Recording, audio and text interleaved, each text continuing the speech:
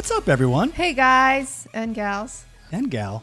Welcome to our pod. Actually, it's probably more gals than guys. More gals? Yeah. They're looking at you like, he's so cute. I'm going to watch his podcast. No. Me? Oh, like they're only coming to watch me. Yeah. Yes. Welcome to Marriages for Quitters. My name's Lucas. And I'm Lindsay. And we're talking... What? I don't know. What? You had an idea. I've got an idea. No, I was going to do a catchphrase or something, but then I realized I don't have one. Oh. You just have a catchphrase face. Boing. I'll get one later. So this season, we've brought on some couples, some people that are near and dear to our hearts, and who we value not only in friendships, but also as married people. And we think that they have a lot to bring to the table as far as their marriages go and successes and trials that they've faced, and thought it would be great to bring them on and shed some knowledge that way. My heart's beating fast right now. Are you nervous? I think I'm nervous. Oh my gosh. Oh my gosh. It's like our 13th show. You should be a professional by now. I think I'm nervous because we're talking about money today. Oh. And they're going to like say things about like... And we're going to have to like... Yeah, I'm going to have to like not spend money. No more Amazon. Wah, wah, wah. No. We actually did talk about finances, but we're not when we were just doing it ourselves. That was season 1. Season 1. Old school. Yeah. But it's great to get, perspective from different people and people that have learned a lot from it. So today we have Peggy and Joel. I just blanked on Tacey. I was going to say the Taceys, the but Taceys. Okay. Yeah. See, I should have supported you. I'm sorry, I didn't do my husbandly duties. And we met at church. Correct. Yes. So they're going to be talking to us a little bit about finances, but also just so you guys can know who these amazing people are. Can you tell us a little bit about yourselves and how you guys met, your marriage? Yeah. Well, Where do you start? where do I start? Well, been here for 23 years now. In case you can't tell, she has a cute little accent. Thank you. From France. So, yeah, came 23 years ago as a nanny, an au pair. And then during that time, I met this gem right here. Mm-hmm. And then almost 1 year later, 4 kids later. 4 kids. 4 kids. Ooh, you're beating us by 1. I know. We're done, so we're good. I don't know. Yeah, I think what? You want to add anything? How we met? Well, tell us about you. Who are you? Who are you? Yeah, what do you... Yeah, tell us about Who you. are you? Ooh, ooh. Because you're I'm the pretty husband of exciting. This incredible woman over here, who I met her as a 19-year-old French nanny. Oh, hello. Every guy's Hey, dream. yo. Hey, yo. I'm telling you. Did you have like Did the she have the black and maid? white Yeah. outfit and everything? Oh, that's a maid. Well, We I did- both said it, though. Yeah. I did wear that for Halloween one time. Oh, So okay. you're good. and I made sure she kept that costume. Yeah. No, but just met when she was 19 and I was 23, and the timing couldn't have been more perfect. I just got out of college. She was just getting ready to leave the U.S. to end her nannyship, we crossed paths and went on some dates, but before I knew it, she had to leave the country, and we kept in touch, and she eventually came back as a student. And we picked up right where we left off. She wasn't your nanny, right? No. Okay, That's that's the good. joke That's right good. now. Okay. She was my nanny. That'd be similar to how we met. What? Because you were my boss. Oh, yeah. So, sorry, we totally. So she came back to do another nannyship. What do you call it? I did. I was an au pair for Au pair. first year, where you have to, stay with the family, you live with the family. Yeah. You pretty much have to go to school. It's one of the requirements. So I went to Delta. Oh, you guys met at school? No. No. So went there, and then before my year was up, I was training a new nanny from Germany. Oh. And then this gentleman was doing some fun balloon twisting in Midland. Oh. And Who? and went and showed like town around, and then we saw, two 19-year-olds, like, who cares, whatever. We didn't have the kids with us. And we saw somebody doing balloons. Uh-huh. And so we stood in line, and, he couldn't understand me. She had a very thick French accent. Yeah. I could barely understand anything she said. Wow. Even after 20 years, it's still there. It's still there. It's not that bad. Trust me. If I can speak to kids and they understand and do quizzes, I'm good. But yeah, so at that time it was kind of tricky. But yeah, we went on a couple dates and then came back with an international student visa. And then, years later, Well, that kind of leads us into communication, because from the get-go, because we had such a weird language barrier, we had to be like crystal clear about everything, everything, our love for each other, our goals, just daily basis. If we're going to just go do something and come right back, like it wasn't always easy to explain that, just because of the language barrier. But she is a super quick learner, and probably a culture barrier too, right? Like our armpits were like a little bit. Oh my! You know what? That's one of the first things people ask me, and no, that's Portuguese ladies. Really? It is. Oh, I always hear French. No, it's Portuguese. Okay. I have Portuguese family And hippies now too. Hippies, yeah. But no, it's just I would say communication, understanding is definitely crucial. But really, no cultural barrier, because this girl has loved America since she's been like 8 years old. Because she loves American culture because it's dramatically different. In Europe, no proms, no school dances, wow. No social stuff in schools at all. You go to school to learn. You want to play sports, you play for the city, or you do other social things, right? Wow. But it extends beyond that. So when she saw the various media, music and movies, and she kind of lived through that, because that's not the way it works in France. And we watch it through Beverly, 90210 exactly. to Melrose So Place, Yeah. dating myself, that- like all those movies, Friends, everything, was like imported to Europe with, dubbed it and everything, but you still like saw a glimpse of it. Mm-hmm. So you're watching it in French. in French, Wow. which I can't do that anymore. I cannot watch American movie in French anymore. Because it'd be weird. It's 'cause- so weird. she I knows can all read the the lips voices. and I can know, I can hear the voices and everything. I literally cannot. It just like drives me crazy. Oh. Why were you twisting up balloons? So I'm fortunate enough to be a self-employed magician, and I do some other things on the side, like balloon animals, because I got bills to pay, and sometimes events already have a stage type performer. And what's funny is that event was booked through the city of Midland for a very specific event. They hired me one time ever. So in 30 years, they hired me one time and got me my wife. Wow. And that was it. I actually called them about maybe 6 or 7 years later, and I said, hey, thanks for working with me. Hey, you've only worked with me once, right? You barely ever work with me. But the one time you did work with me, I got my wife. That I is just super wanna, cool. Thank you so much. And it was funny because he didn't know whether I was like insulting him because, you never work with me, dude. But he was like, oh, okay, well, thanks for the call anyway. But like I said, the timing was just miraculous. I mean, it could be even from God, who knows? And it was because I literally, that when you apply to be a nanny, an au pair, you don't pick the family picks you. So I literally had interview between the family in Midland here and a family from the Silicon Valley. In California? In California. Oh, wow. And the family in Midland got me within a minute before the other family. Wow. Wow. yeah, And exactly. I came into a Christian family. Okay.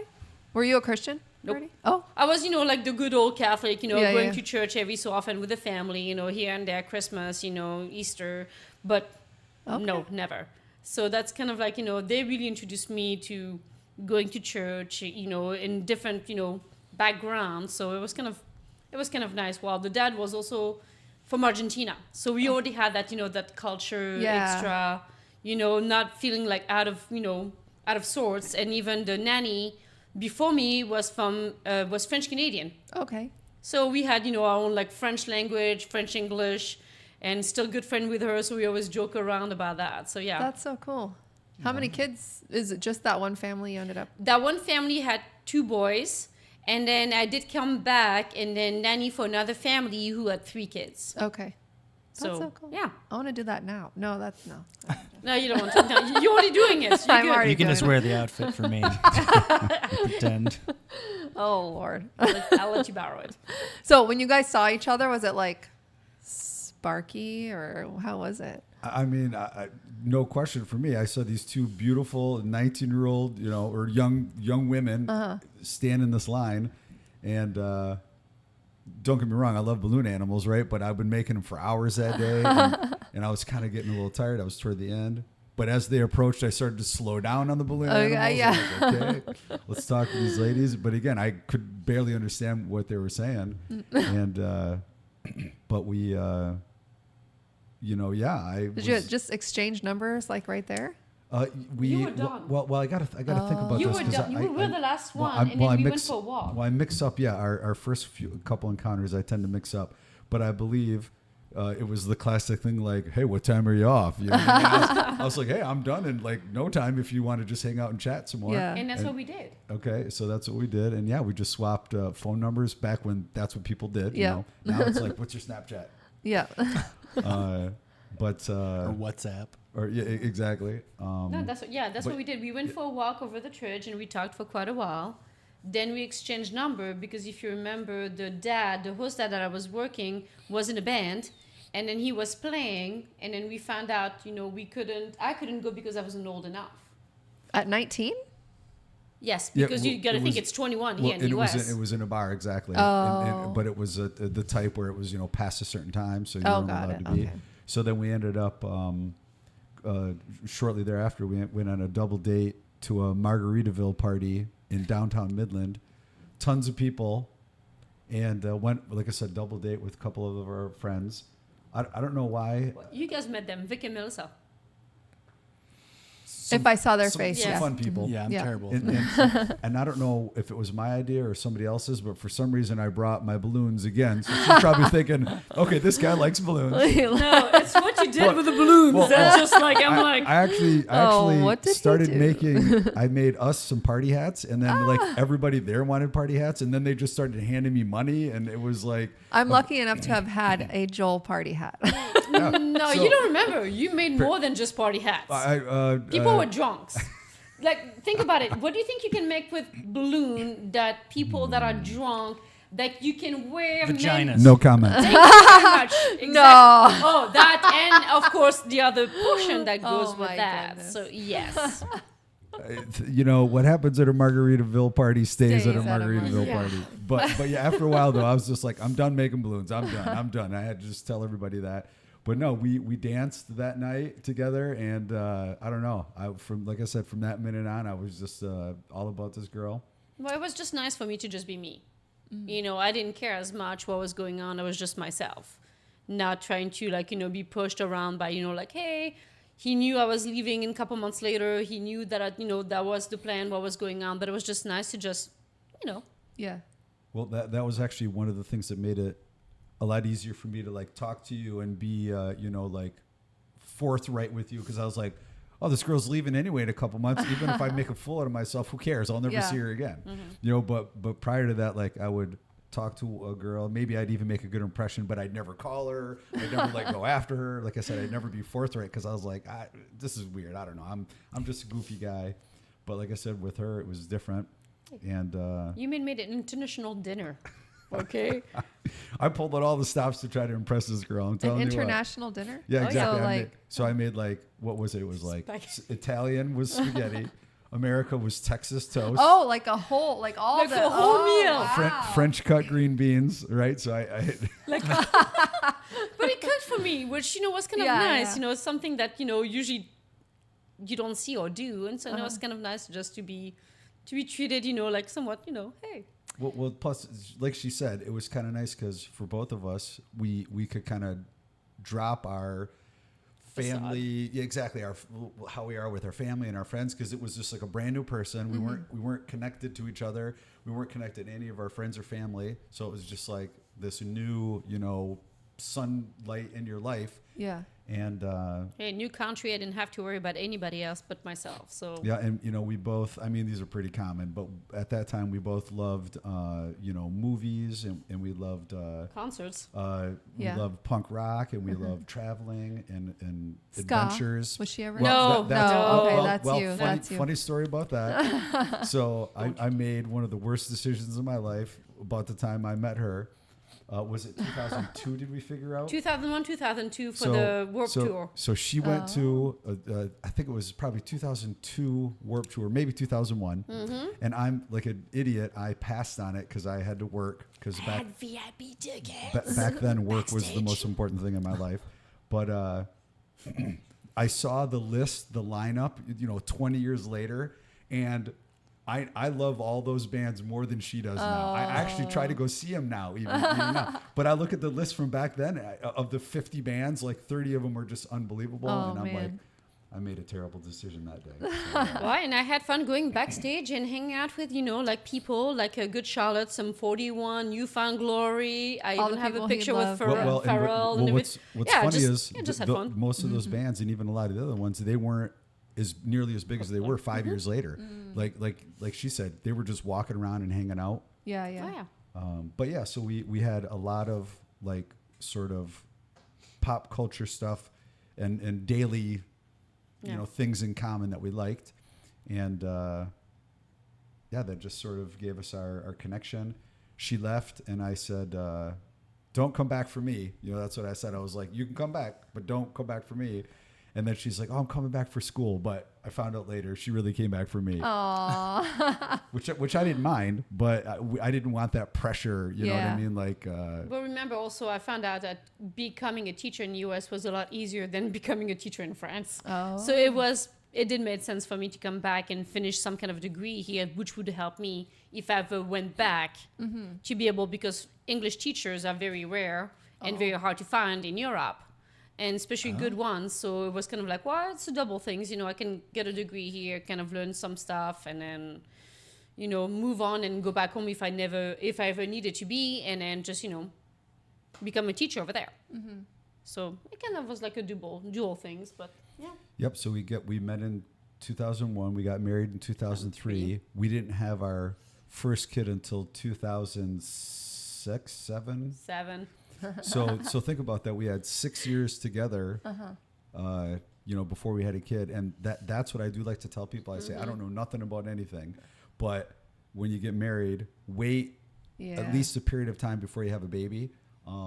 Just because babies are awesome, but they take a lot of your time and resources, right? And you can't, like we were just talking about, being like you're true to yourself. You can't really do and say all the things you want to if you have a baby that you're taking care of. Well, but even finances, that's what, will bring us, trying to figure the finances, I came in with no debt because, coming from a different country, but, except for maybe a little bit of, college, university, which I try to pay cash most of the time, but it's not usually the case. When people meet, you both have packages, you both have debts in some kind, shape or form, and then you have to combine them together and then trying to learn to deal with it.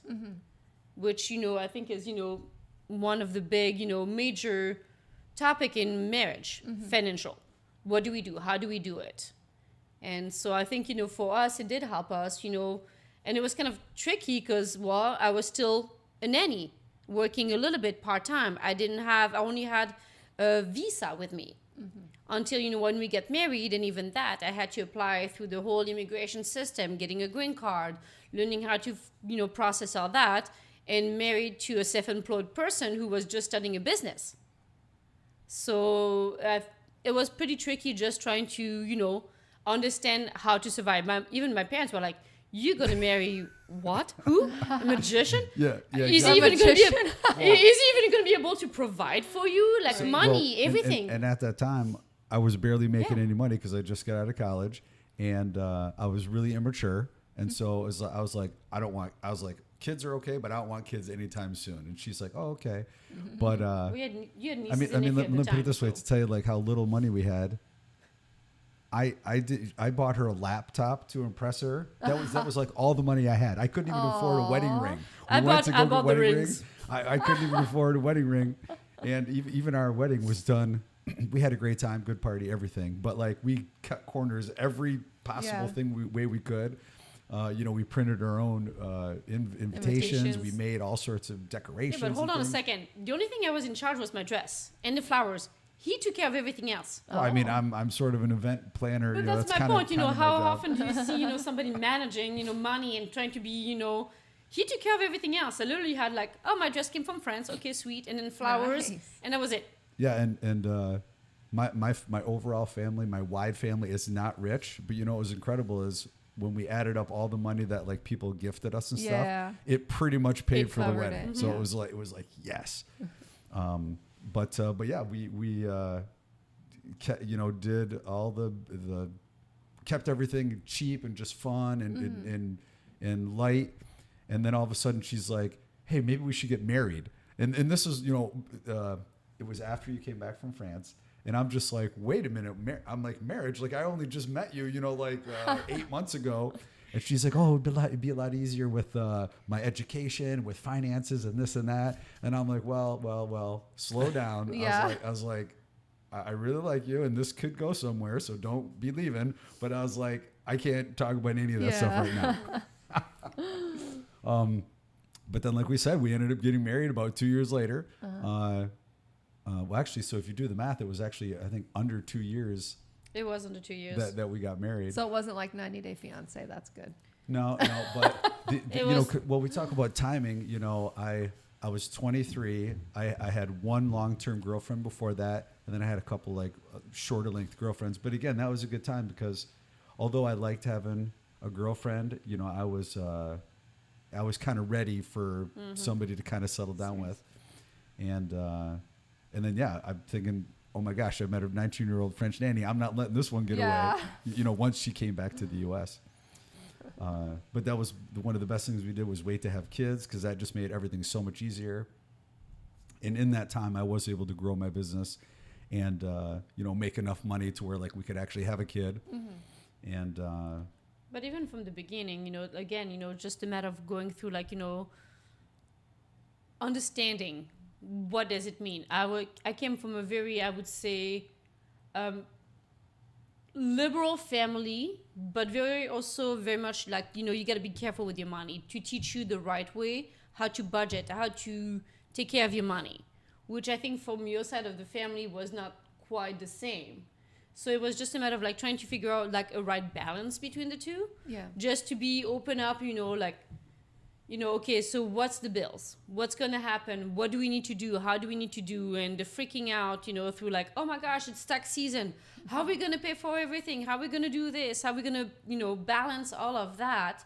It took us, I would say a good 5 years, more than that, 6 years within our marriage to stop freaking out and stop like, crying and arguing and, trying to see how we're going to do this, what's going to happen to that. How can we pay for this? Did you think about that one? Did you do this? And for the longest time, you were in charge of the finances of, trying to make sure that, it was balanced because I didn't know as much, I would say, well, that's not true. I didn't know, from that point of view, how to really take care of it. But my background was in accountability. So I knew how to balance a checkbook. I knew how to Was it what? Accountability. Accounting. Okay. Thank you. See, that's why you use did she just say? The French way. So I knew that was my degree. So I knew how to take care of that. I knew, like, from business point of view, how to balance a checkbook, how to be able to, like, make sure to the cents exactly how much we have. Mm-hmm. But it was like really, he was the breadwinner, still is, like I didn't know exactly what are you making? What are you getting paid? What is, behind, all that. Didn't quite understand. So we definitely struggled a lot with, again, the fun, the ugly part of, marriage and finances, of trying to understand, how much money do we have? Yeah, well, to just sum up what she's saying, tax time was always the worst because I was self-employed. And again, I was young, I was dumb, I didn't really know a lot. So I'd all of a sudden have all these debts and I'd be like, Peggy, like we got a month to figure this out. What do we do? She's like, you weren't saving? Yeah, exactly. I mean, that's kind of what it came down to. And, but I did figure it out. And I love to learn from other people's mistakes, right? My family is terrible with money. You know, they've had been in bankruptcy, and they've had things repossessed, and they've learned from their mistakes too. But so I'm looking at that and I'm like, I don't care if I have a lot or a little, but I'm just going to try to be responsible. You know, I'm trying to do whatever I got to do. And then I ran into those issues, and I was like, we got to figure something out. And so we did. We got it all under control. And then right around that time is when I was like, okay, well, money is basically a game, and I like to win. So let's just figure out like the smartest way to handle money, and then we can't lose, right? I mean, you work hard, and you act like a smart person, and you're going to win the game. And that's when I kind of discovered Dave Ramsey. Yeah. And he's kind of a controversial figure for some of the things he says and does, but the crux of his financial things are make a lot of sense. And again, they do seem kind of outlandish, but they work, and we stuck with it. And that and you know, believing in myself and believing in my wife, and that way we were able to grow my business and grow our family. But yeah, having a dependable spouse is life changing. Like I said, it gives me the confidence, even when I'm not feeling great about this or that. And you know, I get the impression even you two, you know, just the way you support each other and pump each other up. I mean, you really need that. You need somebody when you're like, oh man, I screwed up or something bad happened, and help me out here. And then, you know, you're taken care of. But Well, it's not always like that. For me, it is. No, I mean, like, so we got married because we were going to get married anyways, but we decided to get married on December 30th. So that tax season, we would be able to file. Well, turns out he had a debt that he owed to like the army or something like that. I don't know. And, so that came down on me, and it actually didn't end up being that bad because you just claim injured spouse, and then he ends up having to pay for it anyways.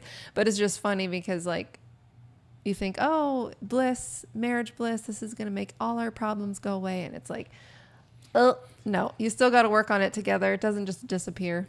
Did you guys ever do, what do you call it? It's like, it's not marriage counseling, but it's like before you got married, you sit down with a pastor. Premarital? There we go. Thank you. Premarital did we do counseling. That? With Pastor Justice, I think we did like one or two. So when you're in the position, you think it's the dumbest thing, and it's like, what? Trust me, I love this woman, right? But it actually makes a lot of sense, because the things that ruin marriages, most of the time, they're identifiable. You know, like we just said, financial struggles, in-laws. That's a huge one there, right? I can't remember the other ones because they weren't problems. But the two biggest problems for us were financial and in-laws. In-laws? Yes. Oh Really? my gosh, yes.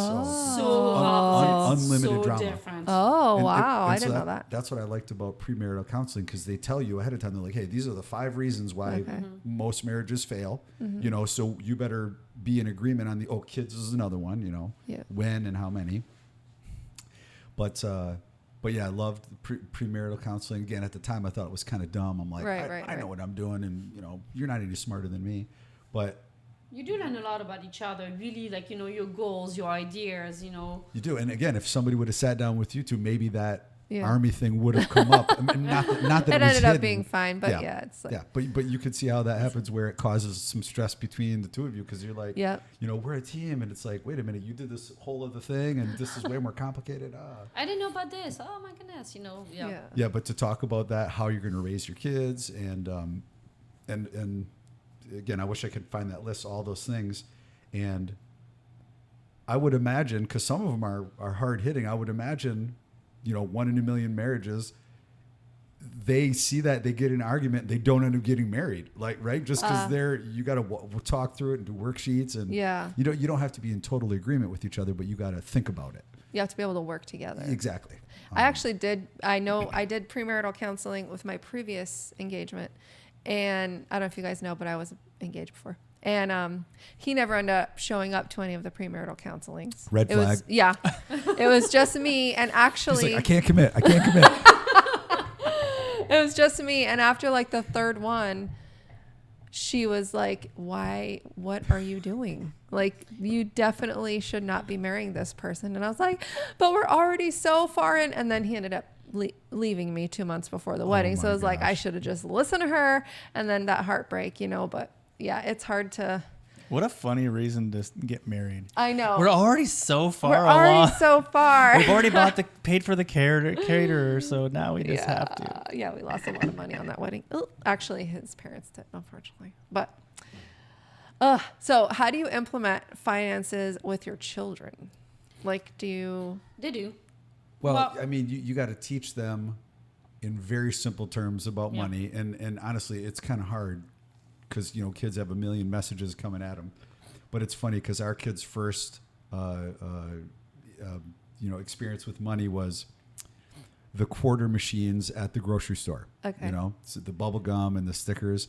So our kids would come up to us and say, Mom, can I have 5 monies? 5 monies. That's what they'd always say. I need 5 monies. And I'd give them a quarter and they'd be like, cute. got it, thanks. But that's not 5. That's only 1. Exactly, but that 5 monies was always what everything was. that was- How much does it cost? 5 monies. I wish things were only 5 monies. Hey, I bought a house for 5 monies. But yeah, start them young, and then, you know, play games where there's money involved, whatever they happen to be, Monopoly or whatever, just so they can see the things cost money, and you lose it and you win it. But super simply, I mean, above any other financial advice, budgets is all really money comes down to. But even for the kids, I would say, you know, like you said on that topic, you know, you give them, you know, allowance. And you say, okay, you know, out of that allowance, you know, you got to think about it, you know, you get $10 a week. Well, out of that $10, you're going to need to tithe out of it. Mm-hmm. And then you're going to have to save out of it. Mm-hmm. And then the rest of it, you can do whatever you want. Spend, save, give, invest. Those are the 4 things you do with money. Yep. And so, but at that time, you know, when they're younger, you can't invest really. You can't, you know, you can, the giving, you know, the tithing, the giving, the saving. Investing will come, I think, you know, when they get like a job, once they start understanding more. But just that portion right there, to just slowly get them going. And then we found out for the 2 older one, we give them like a green light card. So they have, you know, they have those ones, which is kind of like very useful. They can earn extra money because for us, doing chores around the house does not give you allowance. You part of the family, you do the chores. It doesn't matter. Allowance is just for us. Like we have allowance as well to have some fun. Yeah. And so that's extra on the side. And it's just a matter of teaching them, you know, more and more. And then now they're realizing, well, I'm babysitting, I'm making money. Well, out of that money, child, you still need to do, you know, the basics, you know, to teach you the principle, you know, is it better to be able to be frugal with 90% than with 100%? Right. And so it's just a matter of teaching them that, which I think has been helpful, you know, and then realizing as, you know, the teenagers job hunting, you know, and trying to look for things, you know, well, now, dude, look at that stuff, you know, your paycheck out of that, all this is going to be gone. You can say goodbye to it. And you're never going to see that money, you know, until you're like old and retiring and even that. So it's just really teaching them, you know, to be understanding how much everything costs. You know, some of the kids are now understanding the teenagers more, but some of the younger one, like they go shopping with me and they're like, that's our grocery bill? I'm like, oh my gosh, I know. And it's like, yeah, it is, but they still don't get it though. It's like, you just saw me spend almost $300 on groceries, but you're still gonna, next time I take you, can I get this? That I'm like, did you not see before? Well, because they're like, oh my gosh. Well, but I tell them, I'm like, if you want it, where's your money? Yeah. Well, yeah, you can use your own money. You want your kids to see the ups and downs, like you just said. I just had to pay all this money, you know, for this stuff, and I don't have that money anymore. Yeah, it's gone. And you know, but also if you get a good job, a good gig or whatever, right? You know, I worked really hard, and this is my reward, and so I worked hard for this. So I got to be smart with it. But but again, it's like you said, it doesn't click with them. Yeah, you know, you gotta let them see that.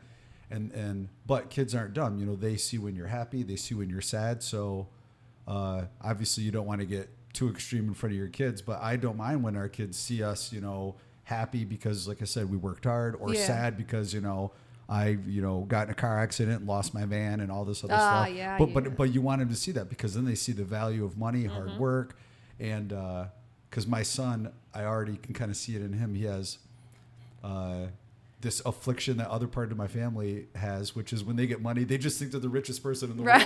It's like, oh, I have $100. I can't believe what I can do with this. And it's like, it's gone in like a couple days. Yeah. They spent it on Fortnite. It's like, are you kidding me? I don't understand that at Roblox, all. Fortnite, or anything like that, or like at this time, it's like I'm just gonna go quickly to Mario gas station. I'm gonna get this and that and that. And I looked at it and I'm like, do you know how much money you just spent at my gas station getting Slurpees? Yeah. Or gonna be gone. snacks? Or he's like, ouch. I'm like, Yep. You might want, pay attention to that. Hey, where's the money coming from? Yeah. You're slowly starting to run out of it. Part of the reason I ended up in such bad debt before we got married is my mom, who never taught me about finances. Like, my parents are amazing, but they never really showed me the ropes or taught me to save or anything. I was 16 and she gave me a credit card. Oh boy. There was like a $500 limit, but that's a lot of money for a 16-year-old. exactly. And I didn't have I was just working a little part-time job at Charlotte Russe. And the first thing I did was go to 7-Eleven and just buy all my friends whatever they wanted. It was like $100. I even remember the clerk like looking at me like, why are you getting this much stuff? And I'm a teenager, but so bad. And then that was my first experience with credit, and it didn't hit me when the bill would come. It's like, oh, I'll just pay like $5, $20 here, and then it's like, why is my bill $500 all of a sudden? So teaching your kids about money is so important. I will never get Juliana a credit card. No, definitely don't. No. But as you know, like Remy, like for him, we were able to go to the bank and get him a student card. Yeah. So it's teaching him those values of be able to, like how much are you going to put in a saving account and how much you're going to be able to like use in your spending, knowing that your saving is going to be your backup. So if you're out of money in your checking account, it's going to come out of your saving. Then if really there's nothing, then it's stuck on me. Yeah, I think we went overboard with my. So I told you about my son, 16-year-old Remy, but our 13-year-old daughter, she's the opposite. I spend $4 on whatever it is, and she's like, "Dad, that's a lot of money." Oh, She's the opposite right Well, now. yeah, and I'm like, She's extreme. I'm like, that's disposable income, right? That's money that we're allowed to waste, even if it's on really dumb stuff, but you can waste it, right? but that's better than the other side of it. Yeah. So we literally have So the I got to extreme. teach. Yeah. I got to teach her. Again, you put your money in your jars, spend, save, give, invest, and That's from it's the okay to waste one. money if that money is set aside to be wasted on something dumb. But you better not be spending your food money on Roblox. Then you're gonna learn a good lesson. And there. that's why the budget, really is helpful and useful for that reason. Just because you really need to just like sit down. We do it like every year. Sit down in front of the computer. Sit down in front of Excel. Okay, what are our bills? Let's do a rough estimate on how much it's going to cost us for like consumers, for utilities, for groceries, for car insurance. You pretty much go down for Netflix, Hulu, whatever and those tend to go up fast. Yeah. And you sit down and you say, okay, what do I spend my money on? How much am I making? How much is going to tax? How much is going for what? And then see exactly what's happening and then stick with it. And it's not easy, but we were able to have a 20-year mortgage paid in 13 years. Nice. Following that process, it was like the kids like, well, it's not part of the budget, guys. Like we have money set aside for like vacation. We had some money aside for fun, stupid thing, spending money, mom and dad, spending money, kids, to do those extra Chuck E. Cheese trip or those extra things was set money aside so we could pay. And then suddenly, we were glad it happened in a way that we were so careful with the money, setting money aside for saving account, for this and that, because the pandemic hit and suddenly you're like, The what hit? the pandemic. Pandemic. Okay. And then suddenly you're stuck with like no income. Right. What do you do?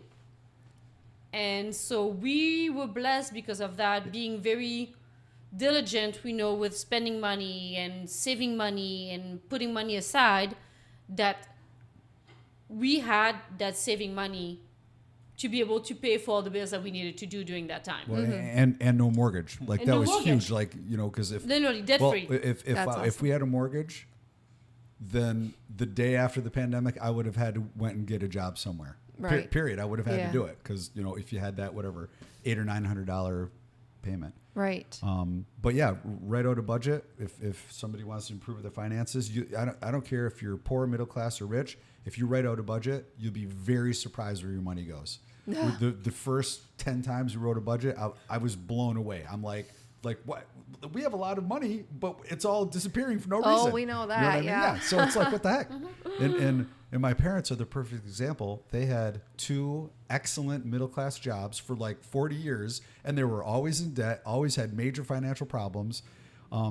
Only after my dad saw what I did with my wife and life, he was probably like 60 when he decided to like really try to work on his finances. And I want to say maybe when he was like 65, he finally got out of debt, completely. You sat down with him, looked at all the bills, looked at what was going on, creating the budget, and the main one was like cutting the credit card. Well, you that's the literally thing. cut the credit card and say, you can't have none of it until you pay all the bills. You learn how to take care of all that Well, stuff. it's kind of like the U.S. government. They don't have a revenue problem. They have a spending problem. And that's the way, I'm not going to generalize everybody, but that's the way for most people, because most people have a job, right? And granted, some states are very expensive to live in. But yeah, so that's like I said, you write a budget, you'll be like, wow, I mean, right here we can not do this or we can put this off, right? But like Peggy said earlier, it's not easy. So don't, Dave Ramsey, everybody else, they're telling the truth. If they're telling you it's not easy, Dave Ramsey says this is a get rich slow scheme, right? Because that's what it is. It takes a long time to do it. What does it say? I think 7 to 10 years is what usually the minimum that it takes a family to get out of debt and to be able to follow those steps. If you fully commit to yeah. his principles, again, fully commit. You're not playing around. Right. You can, people can clear massive amounts of debt. And like Peggy said, on average, it takes people about 7 years. It took us 7 years once we fully committed to paying everything off. But include the mortgage and everything, car payment, mortgage, school, because I was still in school. So paying all that stuff Yeah, and we had some arguments there because we were writing fat checks to her college. And I was like... Oh, that was so nice I, when that I was want done. you to get educated, but Right. she's we're And then I took a break and then I went back to it and finished it. But yeah, it just, it takes a matter of discipline and, discipline and treat it like a game, right? Remember, like I said, everybody Yeah. likes to win. So if you kind of treat it like a game, and people are gonna make mistakes. You're gonna overspend here or forget something there or do something really dumb over here. Well, grocery was a little bit bored this month because, we did decided to go, or like, we went out this one, so I have to take it from this one. Yeah, and there's been or- plenty of Right, times like I said, Christmas or birthdays or other things that come up, and you're Are you guys cash only, or how do you? that doesn't matter. We're not. We picky were for on- the longest time had Yeah, the we envelope did have system. cash we envelopes, that's had, true.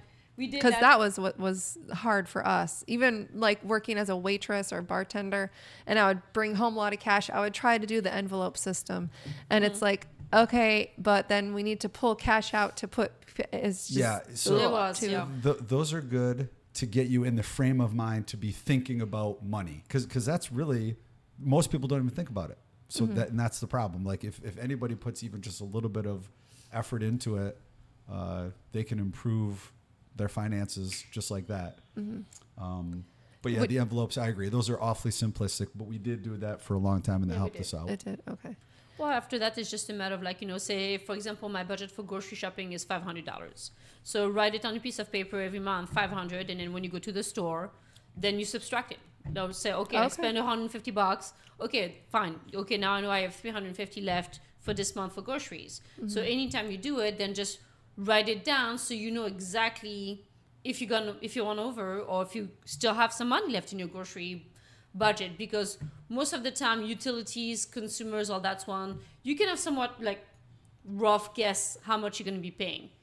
Gas is another tricky one where you have to set yourself a budget. depending on, are you going to be traveling a lot out of town? Are you going to be, you know, a lot more in town? You know, which vehicle you're going to take for that. If you have the option, take the one that's going to be cheaper to fill up, you know, in town compared to a gigantic suburban that's going to like eat like, you know, gas like crazy. And then you're like, oh, shoot, I need to gas up again. And then I'm out of budget. Right.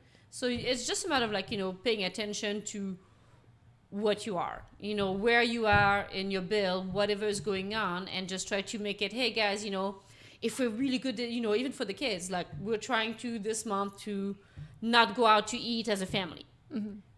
And no Amazon. And no Amazon. And Yeah, we've both nailed it. Did you guys buy anything on Amazon this month? No. Yes. Not me. Good job. He's on a different. Good job. This is my own thing. Good job for you. Although I did ask him today to buy my makeup because Rite Aid didn't have it, and I was like, Yes, you did. Yeah. Well, yeah, the only Amazon that he's allowing me to do is a membership for reading. Okay. I do read a lot, and I try to go for the library. I've tried to go online, downloading the books for free and things like that. And I haven't been able to. So he's allowing me to have my reading membership because it's cheaper that way, to be honest. A book is about $15. The membership is only $10, and I read about like 6 to 7 books a month. wow. So How do you do that with 4 kids? I can't read one book a they're month. in school a lot. But you know what? Yeah. That's even at actually a good school, point. I can read. So. When you're trying to do any of this stuff, you should have a something that you spend money on that does make you feel really good. So, Yeah. like for True. example, her case is Reading. you know an $11 a month subscription to read an incredible number of books. Kindle Unlimited. She has an incredible imagination, so when she's reading, you know, she's in another world. Yeah, and yeah. She doesn't pay attention to us at home. Hello, mom. But you need that. You know, for me, Right. you know, I have a fancy phone. Now the funny thing is I only buy phones that are like 5 or 6 years old anyway, and then I keep them for a long time. But I'm like, this is $1,000 phone. I didn't pay that amount for it. I bought it used. But that's what I told myself for a while. Well, I have a nice phone, you know, so that's my way to spoil myself, you know. Well, right now you do go to like, you know, cheap scare concert. Well, you know, well, that's his way well, to. honestly, it's different now because now we're financially healthy and we don't argue about it anymore and we don't freak out anymore. Can you remember what the worst argument is Well, you've had it was over money? it was always around tax time Okay. because Oh, tax I time. would get Okay. a $6,000 bill and I'd have no way to pay it and I'd have to write letters to the government. And they're brutal. Well, the I won't say very many nice things about the government, but one of them is with the IRS, if you do write them a letter and say, I screwed up, you know, and you say, I'm willing to pay it back, here's a plan, whatever, they'll almost always accept it. Oh, wow. If you make a plan with them, they will do it. But again, you know, it was just a matter of like, we didn't think ahead. It was like, oh, free money, we can do whatever. We never thought about putting money while you're self-employed. Well, I mean, I did. You but, have to put money on the side well, for taxes. but then I'd always see this pile of money. I'd be like, oh, I'll just spend it over here. I'll just spend it over there, you know. But yeah, that was the biggest, and it happened. Like she said, it happened 4 or 5 years in a row, and it got to be. Just You think you dreadful. learn after the first one? No. But again, we didn't have any discipline. We didn't understand the game, you know, and you know back then, and so yeah, to find a way to deal with it and to remove that stress. I mean, again, not that we don't have zero stress, but we don't have those, you know, end of year arguments like we used to. It's just now a matter of resetting. I would say resetting the finances. Like in January this time, you know, we sit down, which we do for it. Just sit down, you know, in front of like the spreadsheet and just say, okay, where are we at? You know, how much, you know, with living cost, how much is, you know, groceries right now, and how much is gas right now. You know, to be able to really reset. Yep, we redo the budget, and then look That's a good at idea. just for our own. Yeah. So, sort of how there's like dry January and these other things. We just try to pinch pennies in January, and I try to work really hard in my office and stuff to get ready for the rest of the year now, and then that kind of takes pressure off the rest of the year because now we're like, oh, there's only 11 months left. We've already saved a bunch of money from January. You know, I worked extra hard and really pushed myself so I can, you know, slow down a little bit or I don't have to go. But everybody has different seasons in their lives. Yeah. You know, that's what we kind of use January for. One But thing I whatever really works. admire about you guys too is how giving you are. Like during the pandemic and stuff, I knew that you were self-employed and you weren't working at the time either, or Not- substitute teaching, or Not right away, but I went to working as a guest. Yeah, like a Yeah. year Yeah, into it. substitute, yeah. basically. right. But I would always see on your Facebook, like if anybody is down and out with food or, needs a ride somewhere. And I was like, I wish all of humanity could be like that. How do you find within you to serve people when you yourself could possibly be struggling with your family? There's always people that are worse than we are, like in situation no matter what. So just to be fortunate enough that we had, no debt, that we had, money saved enough, like a pantry that was full and a extra emergency pantry that we've collected over, years, was able to just be like, okay, we want to help, it's just the right thing to do. Yeah, Yeah. well, and like we said, because we didn't have a mortgage, I didn't have this gigantic payment hanging over me. So I started the delivery and the food service, and then one day I just kind of woke up and I was like, no matter what happens, I think that we're probably going to be okay because I'm not a true business owner. Like I don't have a store and we don't have another mortgage on that. So I was like, I think I'm going to be okay. And then so I tried a few crazy things like, I'll do whatever you want for free. You can pay or not. And I'll be there to help. And what was funny about that is my business exploded because people started hiring me more and they actually started paying me more, even though they could pay nothing or they could pay something. Right. And I actually made more money. But I did get one person really ripped me off in a minor way. The person's like, hey, can you deliver Jimmy John's? I was like, well, they have their own delivery. And she's like, oh, I know, but I want you to deliver it. I'm like, okay, I'll do it. Jimmy John's, what's their delivery fee? $7 or something? Well, it depends. Most of the time, there's a minimum fee for delivery. So I get to this person's house. And then you tip. I get to this person's house. They only lived a mile from Jimmy John's, and my they tipped gosh. me $2. They gave me $2. So it's Wow. like, really?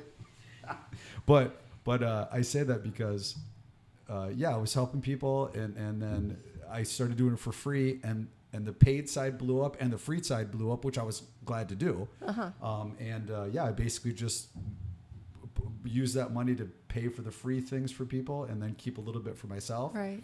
And A lot of paid forward, I well, think. I was kind of trapped in the same thing as the loop as Lucas was, but I eventually did get government money, but it took forever. Did you ever right. get out of that loop, or did you never get any of that, self-employment money or the PPP or any of that? Oh, But even just like the unemployment money, because they sent that to most people, but I got trapped in a loop. I couldn't get I anything remember you working. talking about that. It took me 8 months, or it was like way longer than everybody else. Everybody else was like, That's just insane. started getting payments right away. There was like that and an unemployment thing that happened, and it was like 3 months just, oh, sorry, you're just not going to get it. And I'm like, I kind of need it. Yeah, I especially can't people's work. families. Yeah, well, exactly. and I was trapped in that same loop. I eventually figured it out. And when I did, I was just like, oh my gosh, thank goodness for this. Well, they were good with cash money for kids, for food.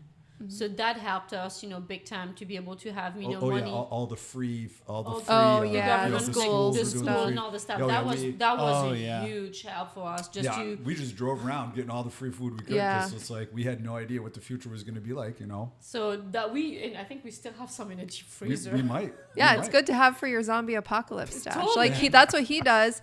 He's working now, down in Detroit for however many hours you're working, but he's down there away from the family.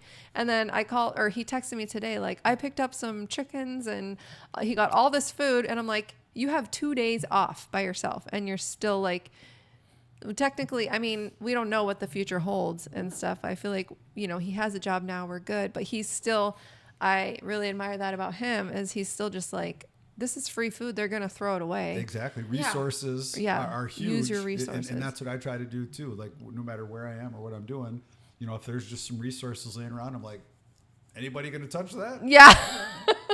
I've done guys it are at the same school, way. okay? It's like there's a pile of like, random stuff, and I'm like, ooh, notebook, chapstick. Yeah, I I'm agree. like, Lost Miriam- and founds. Oh. I'm like hats, gloves, like. I'm guilty of that, sorry. When it comes to the food banks too, it's like the more people that go and collect food from the food banks, the more quality food they're gonna get sent. Yeah, they're going to get the help and support. Which is so from, interesting. yeah. How does that work? Well, because if you only have 10 people going to someplace, the government's going to give you this much food to last. And so, like, stuff that I picked up today was the same batch of stuff that I picked up 4 months ago or 3 months ago whenever I first got laid off. And the more numbers they get, they send those numbers to the government. They're going, oh, okay, well, they have more people. Let's give them more supplies. So, Wow. yeah. No, So for sure. interesting. Yep, and I wasn't embarrassed about any of that stuff. I took whatever I could because the government's saying, hey, you can't work. I was like, this is terrible. But I yeah, think that they need to remove the stigma about stuff like that. The help is there. You should be able to get off of certain helps. Like you shouldn't try to like milk the system too much. And take advantage of certain things that does take away from other people. But that's help's there for a reason. Well, and ultimately, we're the ones who paid for it, right? Right. So I agree with you. We do us and we teach our kids to use it the right way. That's a good call. Yeah. You get the help you need. You get back on your feet. Then you're gone. And you can help other people too. And then- Well, so and we again, do, yeah. that's the first thing I tried to do once I realized that my future wasn't just going to be bleak. Even though we didn't know what it was going to be, but I realized I was like, I can basically live on nothing.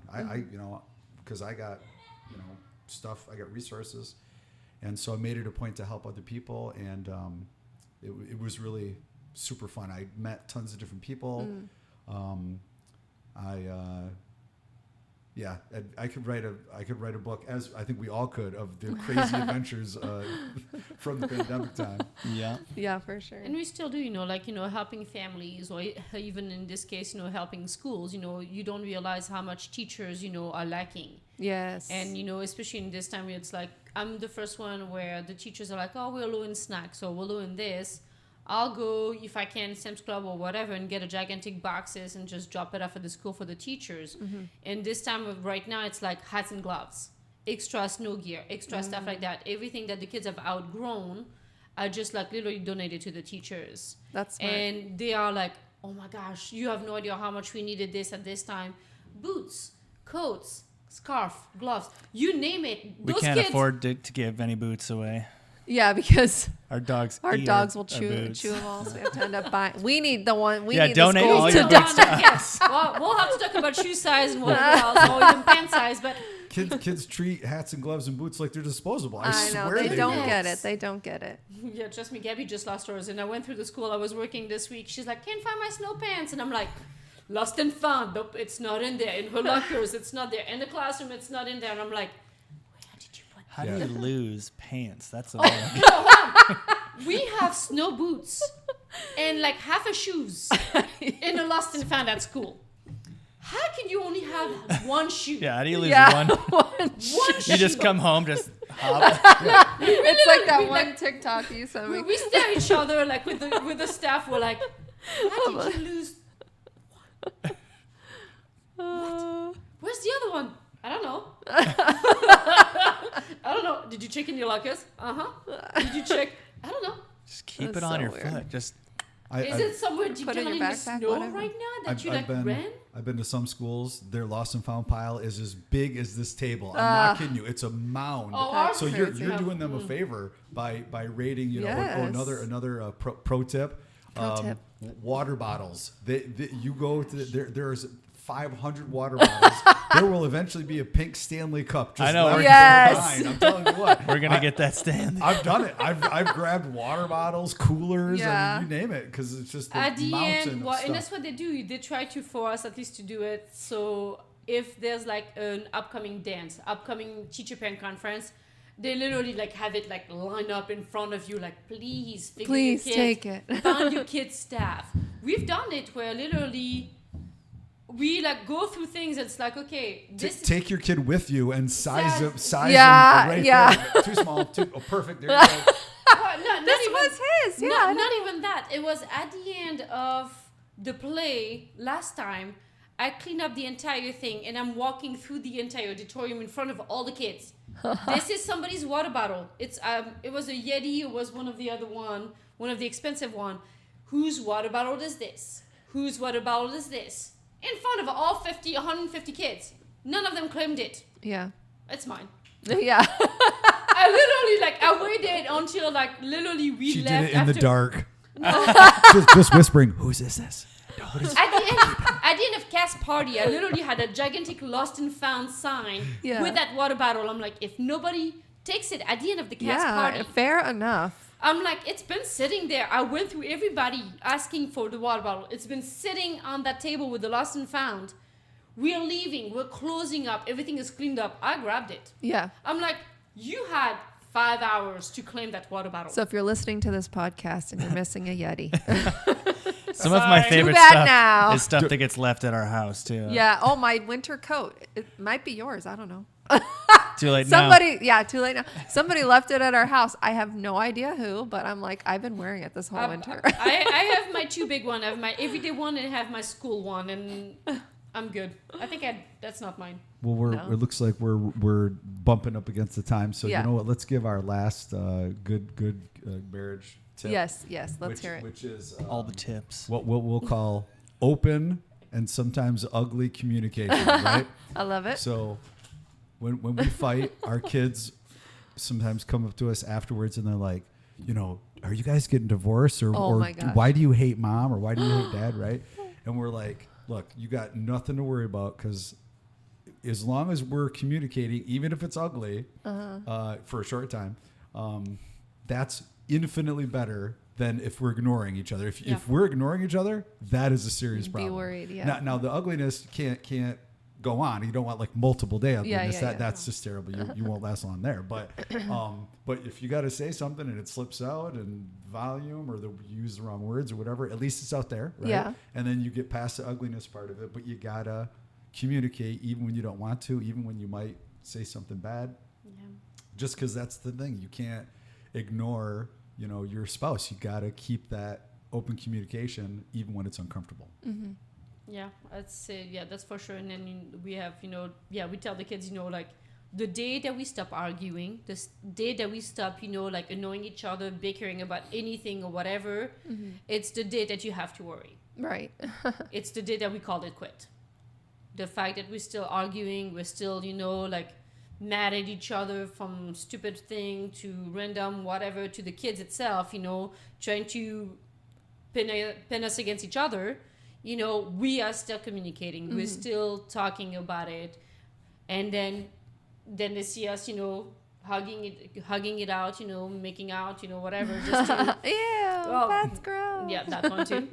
And, but at least they know that we are working on it. And I think that's important for the kids to see the good, the bad, and the ugly.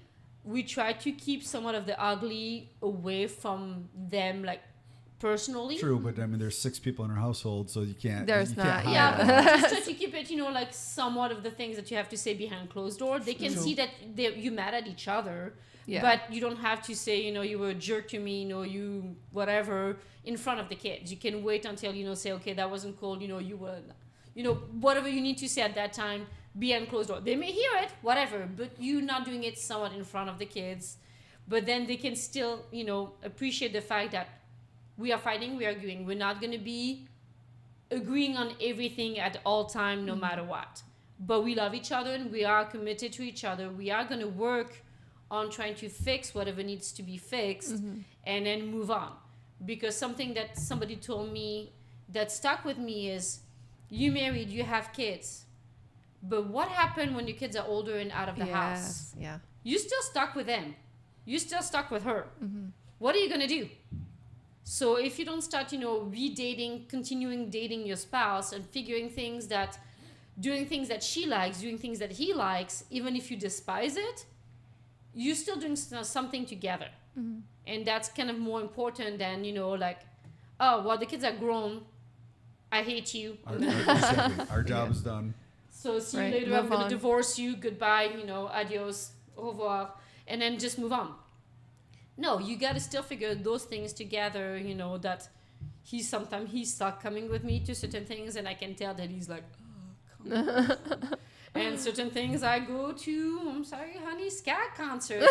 And he knows it. Certain bands, I'm okay with it, and most of them, I'm like, oh my god. But I'll still go because I love to see him For the record, happy. she barely comes to shows, but I always keep an eye out for shows you like because I want. Well, some of them I will go and have fun with it, but I would consider that going to it. It's a chore, but I love it. I will go with it because I love my husband, and I'd love to see him like having fun on a dance floor, and then goofing around, dancing and whatever. Like he'll come to certain things with me because he knows it makes me happy.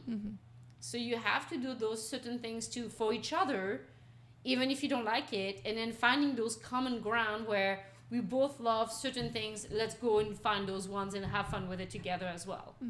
Never quit dating your spouse. That is for sure. For sure. We're going to go on a date right after this. We are. Double date. Double date. So, you don't have any balloons in your pocket, do you? No.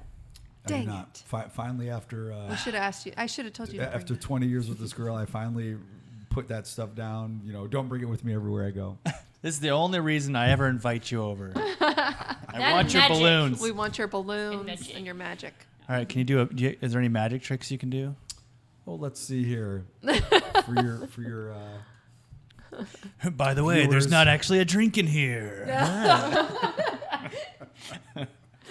yeah, let's see if I can try a little something here. Oh, you still have it? Ooh, that would be fun. Oh, I love it. see He can here. just pull one out. What has he got in his? So I've got my handy dandy doodle app here. Okay, love it. That's my little doodle app for the children hold on, I screaming. can see that here. So here's what we'll do. Let's erase that. I'm going to make a guess as to what you two are about to think and do. Okay. Okay, all right. Just a second here. And you're going to give us some parameters, I'm sure. Yes. Okay. Let's see if I can guess this right. Okay. Got some invisible coins, Lucas. Why don't you grab one there from my hand? Okay. There you go. There we go. Got a couple of them. Oh, you got a couple of them. Well, take a closer look there, and Okay. I'd like you to give one of those coins to your lovely wife. All right, you can take this one. I'll take the other. Ye- I need it back, dude. We're on a budget. Okay. A budget. What coin did Lucas give you? A penny. Penny. Flip it in the air. Like, that's it. Catch it. Great. Turn it around. And what is it? Heads or tails? Heads. So you chose penny, and you chose the coin. She chose penny. Heads. Oh, let's see here what we got. No. Bam! Check that out. Wow. That was I pointing it at awesome. the- You're so Am I pointing it? I think it might be mine that you would have to point it out. I can't see it. Here, hold that in front of that lens. Penny heads. Check that out. Oh, it's not it's- gonna be able to see it. It says Right. penny heads. It Okay. says penny heads. Trust us. We're podcasters. We wouldn't lie to you. I'm just kidding. Listen, Bam! That's a magic. I don't know for how you. you did that, and That was super cool. because I grabbed an invisible quarter and an invisible nickel. How did and then it And got how did changed? she I get a still penny? got a How did penny. she get- I handed her the nickel, and then she turned it into a penny somehow, Wow. and it landed on So heads. I'm magic too. Woo-hoo. Incredible magic. That's why you asked her, because you knew. You knew, you could see in her eyes. I just knew you'd only give me a penny. I'm just kidding. Anyways, Anyways. that was a fun conversation, Yeah, guys. that was Thanks fun. for teaching us so much stuff. And Stay sexy. Wrong yeah, podcast. we need, that could be your catchphrase. we can because Wait, it's already from my murder Sorry. podcast. It's Wait, just whoa. Stay- sexy Murder. is your murder podcast. Yeah. it's stay catchphrase? sexy and don't Stay get alive murdered. is what it ours. is. Ours could be like stay average and work out once a week. What? That has nothing to do with marriage. Help us think of a slogan. You'd Oh, be so really? good at that, or a catchphrase. Well, Peggy's slogan seems to be "Always kiss me goodnight." Oh, I like that. Oh, I can't kiss you goodnight. She'll get mad. He'll get mad. It'll be a whole thing. So. I mean, I'm pretty sure our neighbors already think we have like a swingers club happening every Saturday because we have different couples over every Oh my gosh, Saturday. that's funny. They're like, who is it this week? No. Well, thank you so much for joining us. Let's go party and hang out and talk some more. Sure, you guys. Yeah. Let's see if I can do this successfully. Well, thanks for having us. Yes. Appreciate it. Thanks for tuning in. We'll see you next Tuesday.